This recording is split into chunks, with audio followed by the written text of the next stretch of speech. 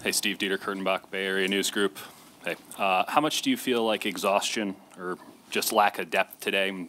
Guys having to play a lot of minutes and a lot of physicality throughout that game played a role in the fourth quarter. Yeah, it definitely played a role. I thought we made that great push in the third, but we weren't really able to make many subs. We were going well, so we didn't want to disrupt our rhythm. But our normal sub pattern obviously was skewed anyway with Andre's absence. But I felt like in the fourth quarter, we just ran out of gas. We scored 12 points.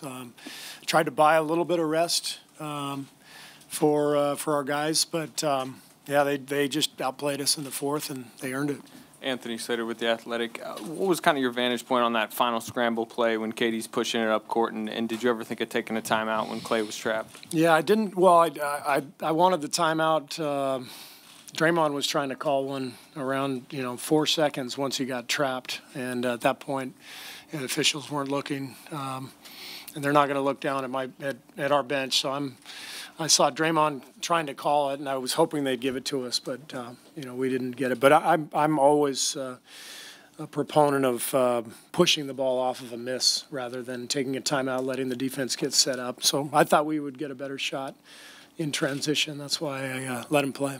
Nate Duncan, Dunked On Podcast. Coach, you rotated through that fifth spot quite a few times in the fourth quarter, going from Bell to Looney, back to Bell, then Looney, and finally Livingston for the last 40 seconds. What was your thought process as you were kind of rotating those guys in and out? Well, we're trying to get stops. Obviously, biggest thing is get a defensive stop, and then we can run. And so Looney and Jordan Bell are our most mobile bigs, along with Draymond. So we were kind of going back and forth between the two of them, so that we could continue to get stops. But we just couldn't score at the other end. Steve, Mark Schwartz, ESPN. Draymond and Kevin both played minutes highs for the season and the playoffs tonight. The 12 points and the fatigue in the fourth quarter, what exactly did you see that made you realize you guys were out of gas? Just fatigue. Just, you just said it. We scored 12 points, so it's not like we were getting great shots either.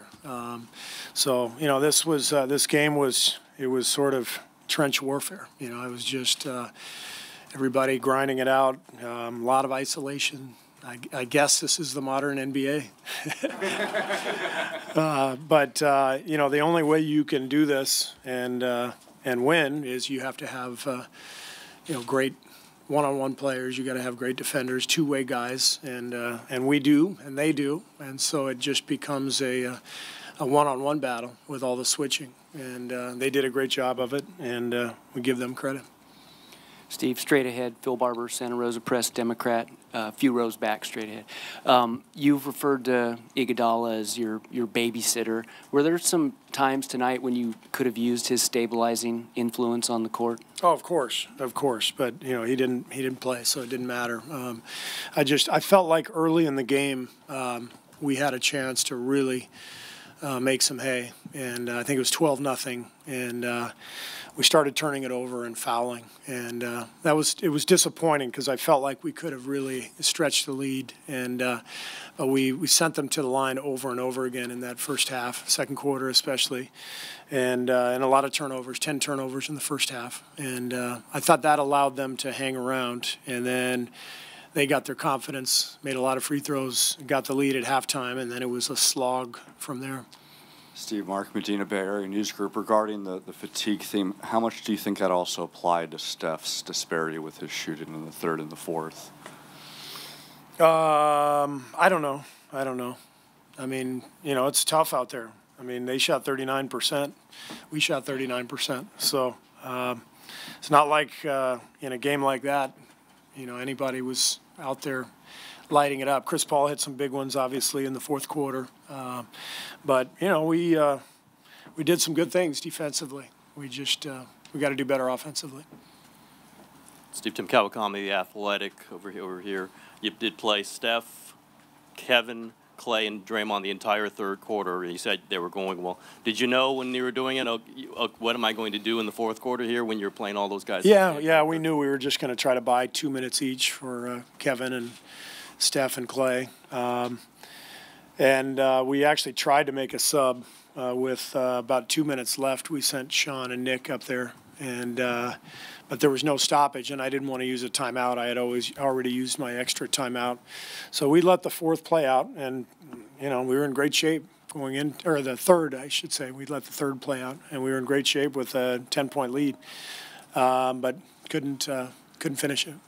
Archbander, when you get a team starts off like this, 12-0, 10-0, is there any danger that they get a little too confident, relax at all? All of a sudden, it looks like, the Warriors are going to run away, and they don't. Well, that's why I called the timeout, when it was 12-0, and we committed a careless turnover. So I called the timeout to make sure we were locked in and focused. And but they, Houston did a good job of kind of hanging in there in the first quarter, and then they dominated that second quarter, and that changed the game.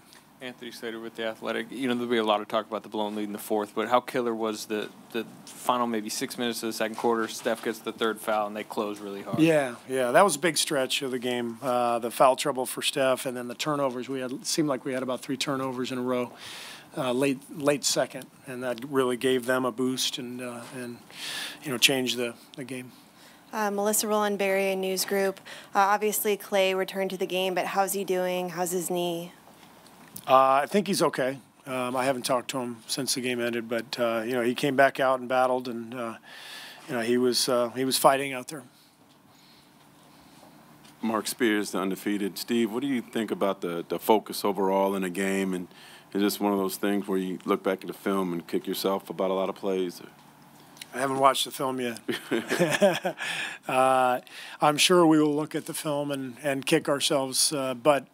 Look, this is a great team we're playing. They won 65 games for a reason, and they played a great game. Their defense and their physicality made a difference, and they deserve the credit, and we got to turn around and try to play better next game.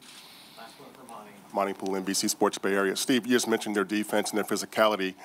Was it that much different tonight than it was in the first 3 games? Because it looked like they really ramped it up. Yeah, they did. They got better defensively, I thought. They fought and scrambled every play. That's why I'm praising their defense. I'm praising them for their effort.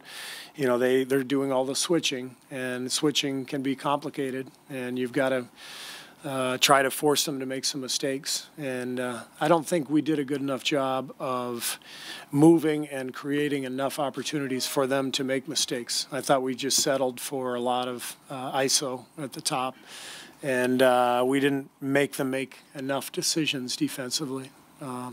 So that hurt us. Thanks.